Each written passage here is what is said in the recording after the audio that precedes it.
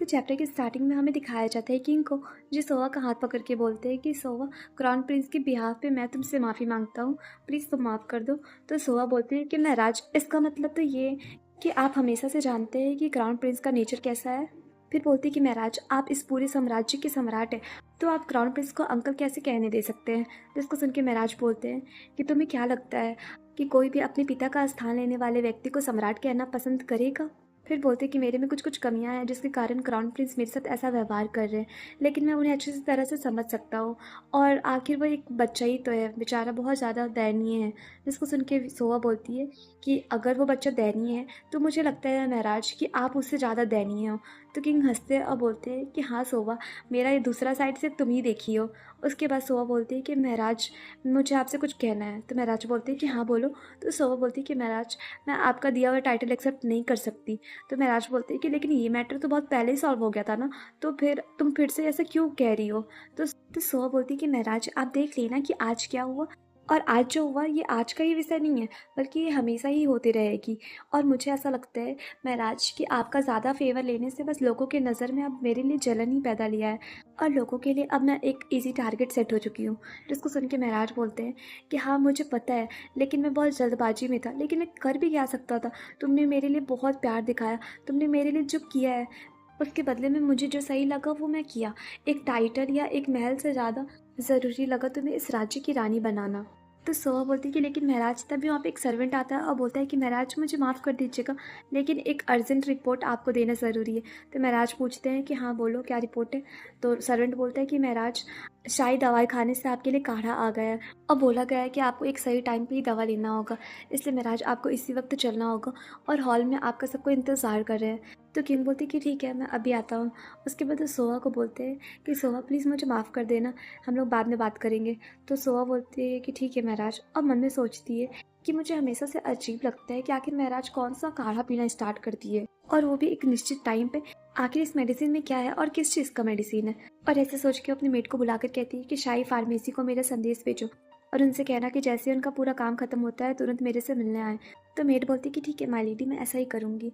उसके बाद scene shift होता है और हमें दिखाया जाता है कि नाइट हो चुका है, और किंग अपने रूम में बैठ के मून के एक निहार रहे होते हैं, और सोचते हैं कि ये कितना विचित्र है। किसने सोचा होगा कि एक दिन ऐसा भी आएगा जब सोवा का एक वर्ड महल में फूड टेस्टर को बुला लेगा। वैसे देखा जाए तो मैं सच में काफ़ी चेंज हो गया हूँ, और अब ऐसा लगता है जैसे मैं सोवा के बिना एक पल भी जीवित नहीं रह सकता। और ऐसे सोचकर एक सर्वेंट को बोलते हैं कि जाकर लेडी वियोंग को जल्दी से बुला कर लेकर आओ, लेकिन बाहर से कोई आंसर नहीं आ रहा होता है। तो सोचते हैं कि सब लोग कहाँ गए, क्या यहाँ पे कोई नहीं है। और ऐसे सोचकर वो खुद ही बाहर निकल जाते हैं देखने के लिए कि आखिर लेडी वियोंग है कहाँ। और चलते चलते से लेडी वियोंग मिल ही जाती है, जो कि बहुत हंस रही होती है। जिसको देख के महाराज बोलते हैं कि सोवा, क्या तुम यहाँ पे हो। और वो सामने देखती है कि सोवा किसी से बात कर रही है, और बोलती है कि नोबल कॉन्सेप्ट, तुम्हें क्या लगता है मैं इतना इजीली उनकी नोबल कॉन्सेप्ट बन जाऊँगी। वैसे मुझे उन पर दया आती थी, इसलिए मैं उन्हें लाड प्यार करती थी। इसका मतलब ये नहीं है कि मैं उनके प्यार में फंस चुकी हूँ, बल्कि अब तो मैं बोर हो चुकी हूँ और ये सब चीज़ें थक गई हूँ।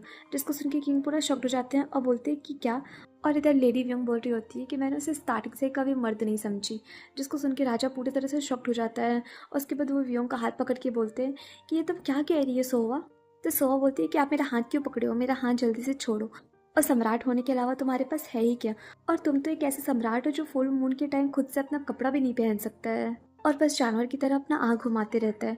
मुझे इससे बहुत घिन आती है, इससे तुम मेरा हाथ छोड़ दो घटिया आदमी। जिसको सुन के किंग पूरा शॉक्ड हो जाता है, और अचानक से उसका नींद उठता है तो देखता है कि ये सिर्फ एक सपना था। जिसको देख के वो पूरा डर जाता है और उसकी आंखों में आंसू भी आने लगते हैं। उसके बाद सीन शिफ्ट होता है और हमें दिखाया जाता है कि नाइट हो चुकी है, और साइंग सोवा से मिलने के लिए आया होता है। जिसको आते हुए देखकर बोलते हैं कि अच्छा तो तुम आ गई। फिर बोलता है कि बहुत दिन से तुम्हारी साइड से कोई लेटर नहीं मिला, इसलिए मैं जल्दी तुमसे मिलने आ गया। तो व्योम बोलती है कि एक्चुअली मैं बहुत बिजी थी, इसलिए मैं तुम्हें लेटर नहीं लिख पाई। उसके बाद वो मून को देखकर बोलती है कि आज तो फुल मून है, इसलिए मुझे लगता है कि आज मुझे महराज के साथ ही रुकना चाहिए था, लेकिन आज देखो तुम्हारे कारण मेरा प्लान बिगड़ गया। तो सायंग बोलता है ये कितना फ़नी है ना, मैंने सोचा था कि तुम महराज के साथ प्यार का गेम खेल रही हो, लेकिन तुमको देखकर ऐसा लग रहा है जैसे तुम एक्चुअली में महराज के प्यार में पड़ गई हो। तो व्योम बोलती है कि कुछ भी बकवास मत करो। जिसको सुन के सायंग को बहुत गुस्सा आता है और वो बोलता है कि तुम्हें क्या लगता है मैं भी मजाक कर रहा हूँ। जरा तुम अपनी आंखों को देखो, तुम्हारा आंख को देख के कोई भी बता देगा कि तुम सच में प्यार में पड़ गई हो। और जिस लड़की को मैं पहले जानता था अब तुम्हारे में वो नज़र नहीं आती है। तो व्योम अपने फेस से उसका हाथ हटाते हुए बोलती है कि मेरे से दूर रहो। फिर बोलती कि मैं तुम्हें यहाँ पे इसलिए नहीं बुलाई हूँ ताकि तुम मेरे से लड़ाई झगड़ा करते रहो। तो सायंग बोलता है कि ठीक है, जिस चीज़ के लिए बुलाई हो वो पूछो मेरे से। तो सोहा पूछती कि तुम्हें महल में प्रवेश सिर्फ इसलिए मिला क्योंकि सम्राट की दवा का प्रबंधन करने के लिए किसी की आवश्यकता थी, क्या ये सच है? और वैसे महाराज किस चीज़ का काढ़ा बनवा रहे हैं? तो सायंग हंसता है और बोलता है कि क्या तुम्हें अभी तक इसके बारे में नहीं पता चला? देख कर तो ऐसा लगता है कि महाराज को अच्छे से पता है कि किस चीज़ को कैसे छुपाना है। उसके बाद फिर वो बोलते हैं कि ठीक है, अगर तुम्हें नहीं पता है तो चलो मैं बता देता हूँ। और वो जैसे बताने वाला होता है, अचानक से वहाँ पे महराज का आवाज़ सुनाई देता है, जो कि कह रहे होते हैं कि आखिर इस टाइम लेडी कॉन्सेप्ट किसके साथ है, वो भी इतनी रात में। जिसको सुन के सोहा पूरा शॉक्ड हो जाती है। और इधर दिखाया जाता है महराज को, जो कि अभी भी चिल्ला रहे होते हैं। जिसको देख के मेट बोलती है कि महराज प्लीज़ आप कृपया करके शांत हो जाएं। तो महराज बोलते हैं कि पहले मुझे ये बताओ कि इस टाइम लेडी किसके साथ है और वह भी इतनी रात में। तो मेट बोलती है कि महराज, लेडी ने कहा कि उन्हें इस टाइम रॉयल फिजिशियन से मिलना ज़रूरी है और उन्हें कुछ डिस्कस करना है। तो महराज गुस्से में बोलते हैं कि रॉयल फिजिशियन, तो क्या वो इस टाइम किसी लड़के के साथ है? उसके बाद वो गुस्से में बोलती है कि जल्दी से दरवाज़ा खोलो।